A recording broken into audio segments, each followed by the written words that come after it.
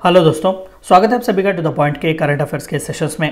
आज का हमारा टॉपिक हम नगोया प्रोटोकॉल के बारे में बात करेंगे। हमने पिछले वीडियोस में कन्वेंशन ऑन बायोलॉजिकल डाइवर्सिटी के बारे में बात किया हुआ था, तो उसी के सक्सेसर माने जाते हैं नगोया प्रोटोकॉल और कार्टेजिना प्रोटोकॉल। आपको कार्टेजिना प्रोटोकॉल के बारे में भी हमारे इस यूट्यूब चैनल में देखने को मिलेगा। तो फिलहाल के लिए हम नगोया प्रोटोकॉल के बारे में बात करेंगे। दरअसल नगोया जो है वो जापान की एक सिटी है जहाँ पर ये प्रोटोकॉल साइन किया गया था, और प्रोटोकॉल का माना सेट ऑफ रूल्स या फिर एक रूल बुक भी आप कह सकते हैं। तो आइए जानने की कोशिश करते हैं कि नगोया प्रोटोकॉल डील किसके बारे में करता है, और खासकर बायोडाइवर्सिटी को बचाने में और एनवायरनमेंट के सस्टेनेबिलिटी को लेकर ये कितना योगदान देता है, इन सभी के बारे में आज का हमारा video. The Nagoya protocol on access to genetic resources and a fair and equitable sharing of benefit arising from of their utilization is supplementary agreement to UN Convention on Biological Diversity। हमने already देखा कि Rio summit के 3 sister conventions हैं। पहला तो United nation framework convention on climate change, दूसरा convention on biological diversity, तीसरा convention to combat desertification. तो कन्वेंशन ऑन बायोलॉजिकल डाइवर्सिटी जो है यूएन कन्वेंशन, अगेन इसमें 2 इंपॉर्टेंट सप्लीमेंट्री एग्रीमेंट्स हमें देखने को मिलते हैं। एक तो नगोया प्रोटोकॉल, दूसरा जो है कार्टेजिना प्रोटोकॉल। तो ये नगोया प्रोटोकॉल जो है वो एक्सेस टू जेनेटिक रिसोर्सेस, देखिए जेनेटिक रिसोर्सेस क्या होते हैं पहले समझने की कोशिश करते हैं कि genetic resources refer to any biological material which contains genes और metabolic material that may be derived from jeans.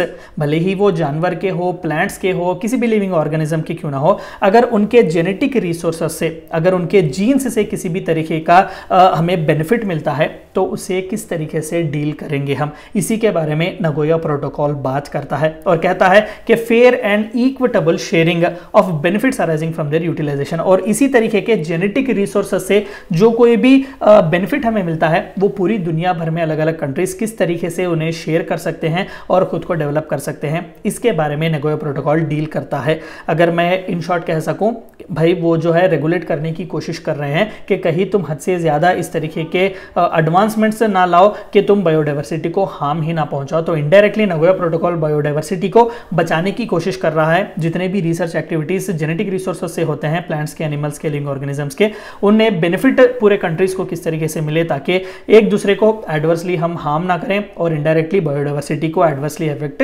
ना करें। The protocol is a legal framework for the implementation of one of the objectives of Convention on Biological Diversity, which is fair and equitable sharing of benefits arising from the utilization of genetic resources। तो जब हमने Convention on Biological Diversity के बारे में बात किया, आपको video मिल जाएगा इस YouTube चैनल पर, मैं रिकमेंड करूंगा कि पहले आप वो वीडियो देखें। तो वहाँ पर हमने देखा कि उनके ऑब्जेक्टिव्स में से एक ऑब्जेक्ट था कि जो कोई भी जेनेटिक रिसोर्स से हमें बेनिफिट मिलेगा उसे पूरी दुनिया में हमें बांटना है, मिल बांट कर जो है हमें इसका बेनिफिट जो है लेना चाहिए। तो इसी के तहत इस ऑब्जेक्टिव के तहत ही नगोया प्रोटोकॉल साइन किया गया था। The protocol was adopted in 2010 in Nagoya, Japan. It entered into the force in October 2014। तो बहुत ही एक रीसेंट प्रोटोकॉल भी आप इसे कह सकते हैं। The objective of the protocol is the fair and equitable sharing of benefits coming from the utilization of genetic resources and helping in conservation and sustainability of biodiversity। कि भाई एक जगह एक कंट्री में मान लेते हैं कि किसी स्पेसिफिक प्लांट या फिर एनिमल या फिर माइक्रो ऑर्गेनिज्म के जेनेटिक रिसोर्स से किसी भी तरीके का बेनिफिट मिल रहा है, तो हम उस जेनेटिक बेनिफिट को या फिर उस तरीके के टेक्नोलॉजी को हम बाकी के कंट्रीज से भी शेयर करें ताकि वहाँ पर इस ऑर्गेनिज्म को अब्यूज ना किया जाए, वहाँ पर भी फिर से जो है इस तरीके के रिसर्च वगैरह ना किया जाए, ताकि ऑलरेडी हमने इसके जेनेटिक रिसोर्सेज के बारे में जानकारी ली हुई है और एडवर्सली जो है हम बायोडाइवर्सिटी को हार्म ना पहुंचाए, सस्टेनेबल यूज जो है बायोडाइवर्सिटी का हम कर सकें। The protocol creates obligation for members to incorporate measures in respect of access to genetic resources, sharing of benefits and compliance. National level पर भी ये ऑब्लिगेशंस रखता है कि आप भी रूल्स एंड रेगुलेशंस बनाएं ताकि आपके कंट्री में भी जो है जेनेटिक रिसोर्सेज से किसी भी तरीके का गलत इस्तेमाल ना करें, बायोडाइवर्सिटी पर किसी भी तरीके का हार्म ना हो। बेस्ट एग्जांपल अगर मैं दे सकूं तो इंडिया में अगर आपको पता हो तो हम एक जेनेटिकली मॉडिफाइड क्रॉप का इस्तेमाल करते हैं, BT cotton.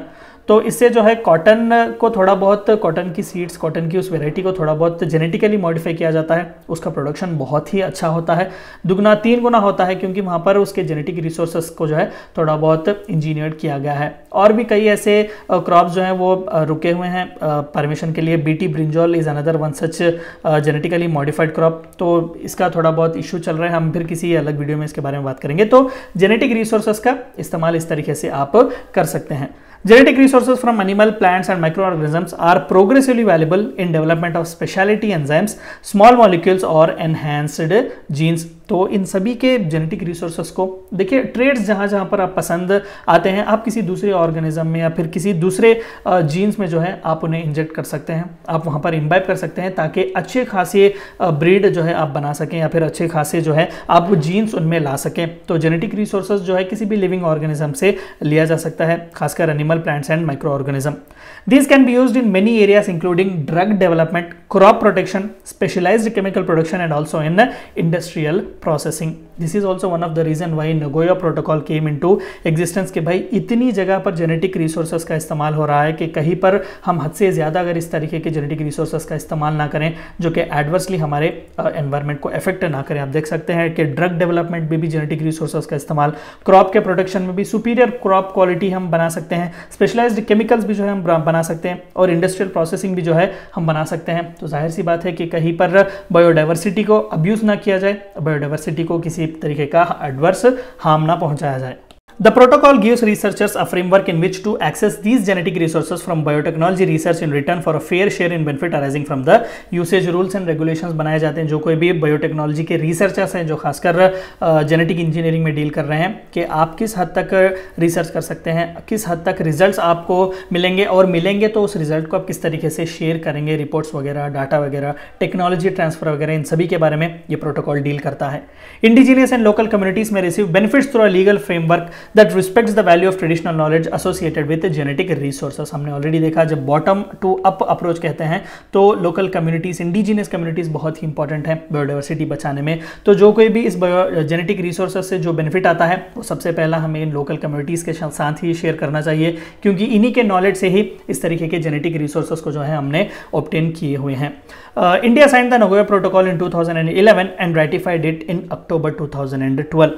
The ratification by India was done at 11th Conference of Parties to Convention on Biological Diversity which was conducted in Hyderabad, Telangana।